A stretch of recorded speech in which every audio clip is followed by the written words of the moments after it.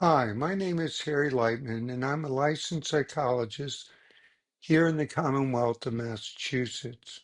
For those of you who have been with me before, welcome back. And those of you who are joining us for the first time, you're very welcome and thank you for coming. And we're on a mission here. We're on a mission to build a community. And the community has a very important purpose, which is to get us out of this mess that we're in. You're not imagining it, it's quite real, it is pervasive, and it's not going to naturally go away on its own. I do believe we can constructively and meaningfully make our way out of this mess by focusing not on politics or people exclusively, but devoting ourselves to something that is near and dear to most of us, our children and grandchildren.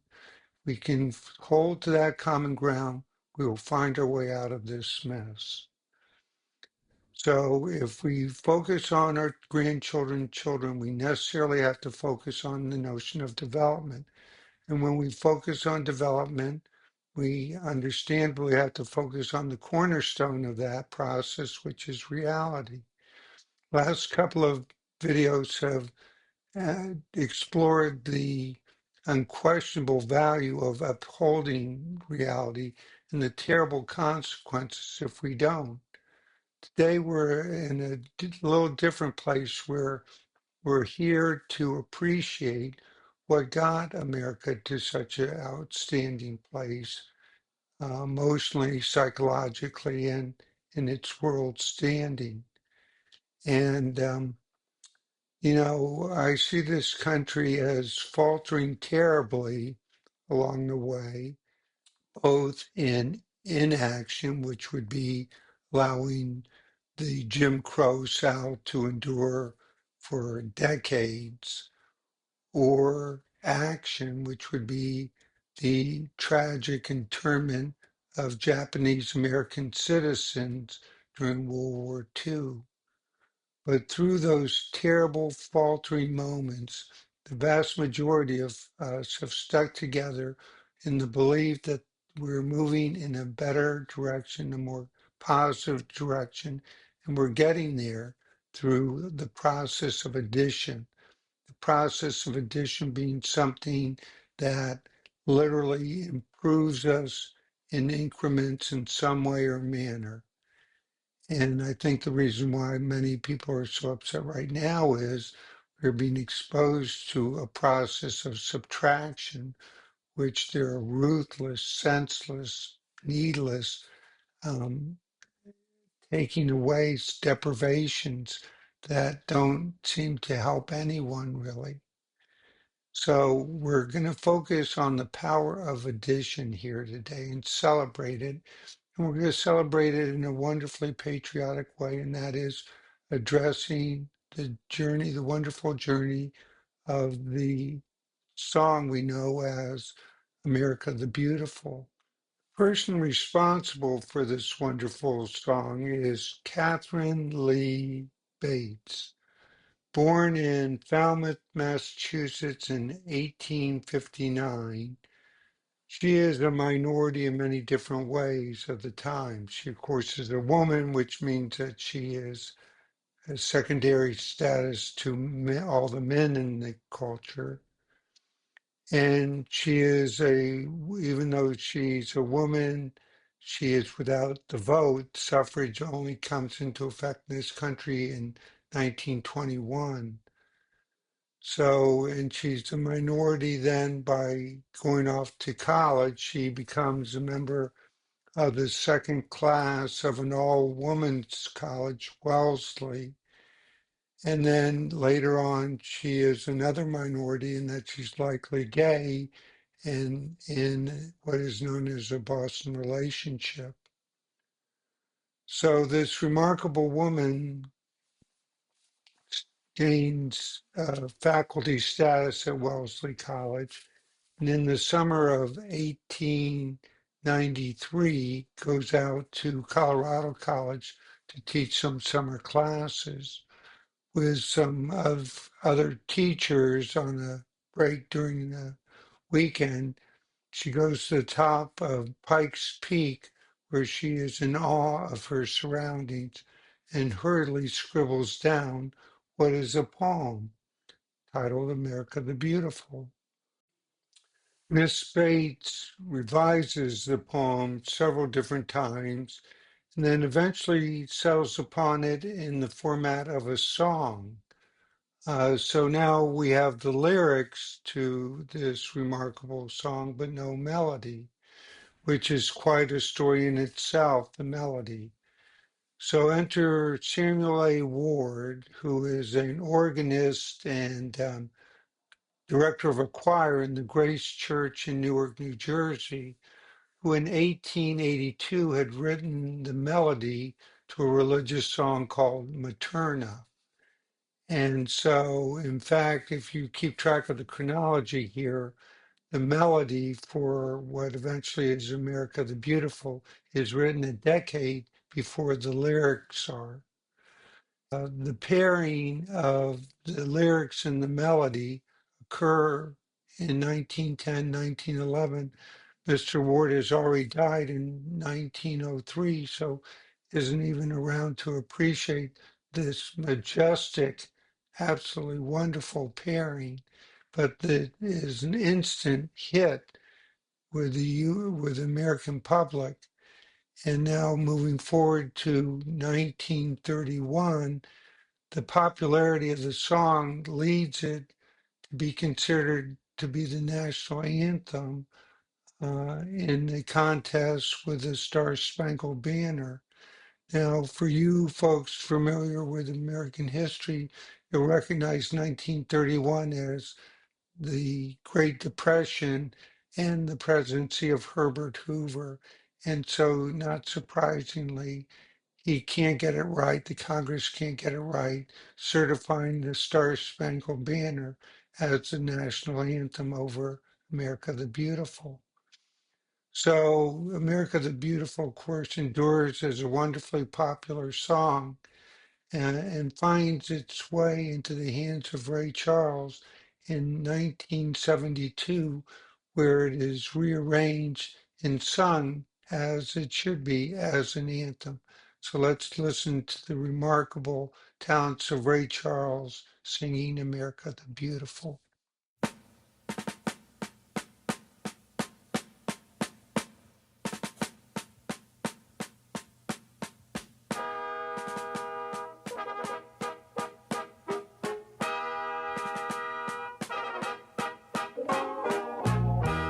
Oh, beautiful, far heroes proved in liberating strife.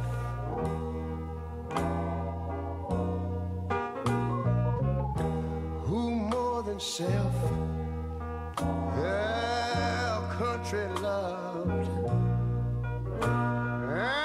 and mercy more than life.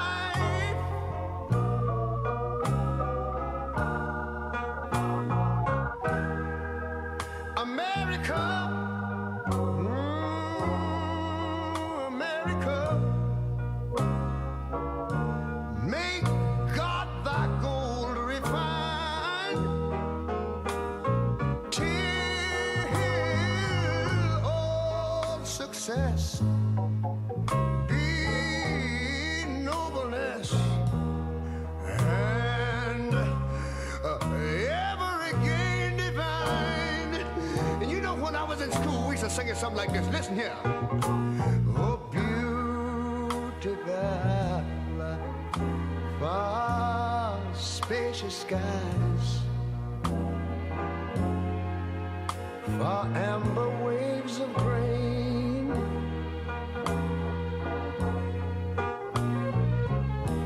far purple mountain majesties, over the fruited plain. But now wait a minute, I'm talking about America, sweet America.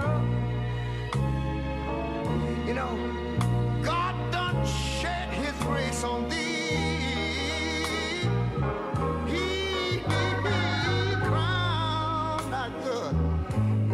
yes he did. Every brotherhood from sea to shining sea. You know, I wish I had somebody to help me sing this. America, I love you, America. You see, my God, he done shed his face on thee. You ought to love him for it, because he crowned my good. He told me he would. Every brotherhood from sea to shining sea. Oh, Lord. Oh, Lord. I thank you, Lord.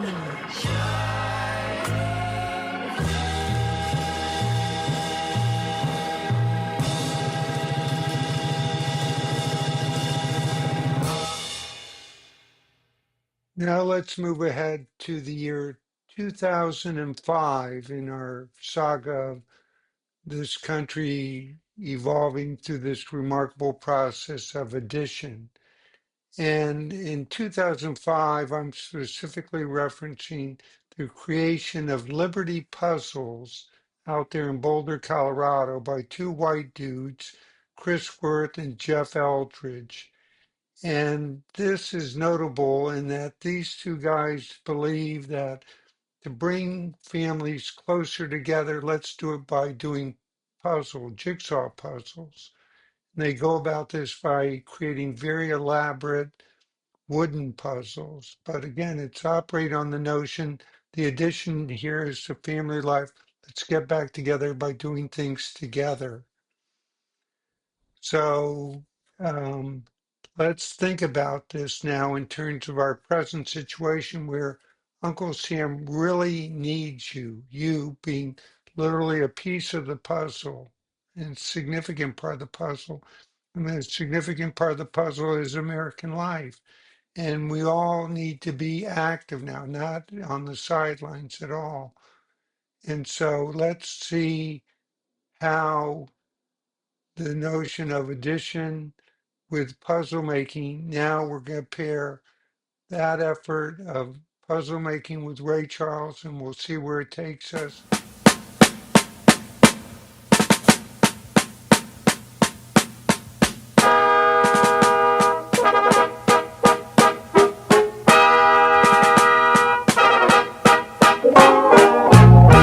Oh, beautiful, far heroes proved in liberating strife.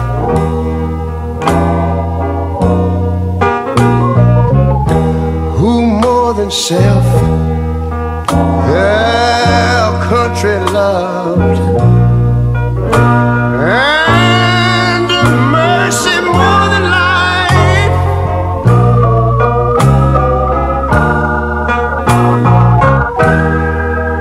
America, America,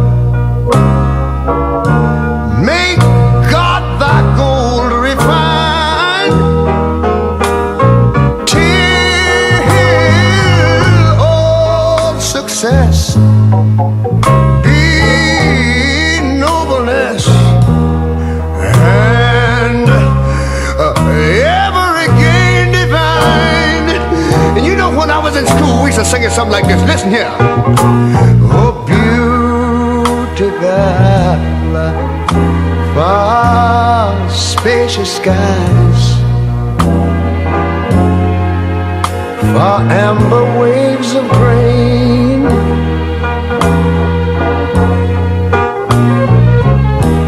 far purple mountain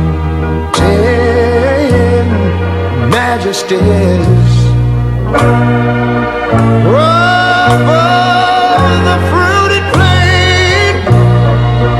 But now wait a minute, I'm talking about America, sweet America.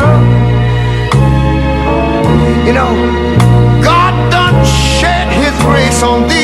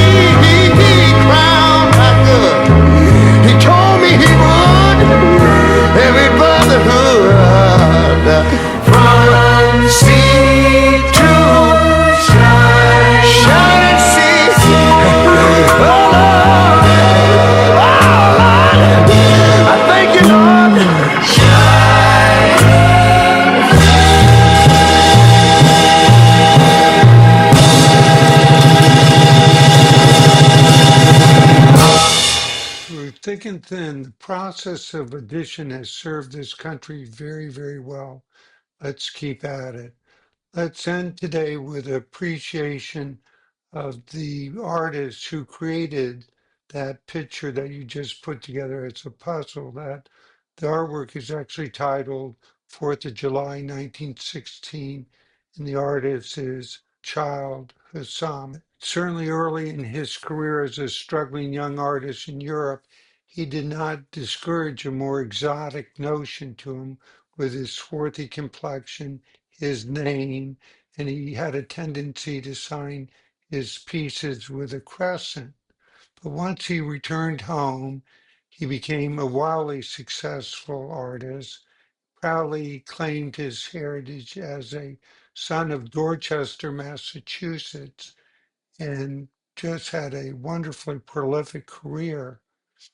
Now, the picture that you put together as a puzzle is actually part of a 20-piece series called The Flags that he made, um, all impressionistic pieces, many of which were added to the permanent collection of the White House under President Eisenhower. And finally, we'll conclude this talk with appreciation that one of those flag pieces actually found its way to one of the walls in the Oval Office during the administration of President Obama. So, for the sake of our kids and grandkids in our own ways, let's all keep contributing to that process of addition. Let's keep at it. We'll get through this. See you soon. Thank you so much. Take care.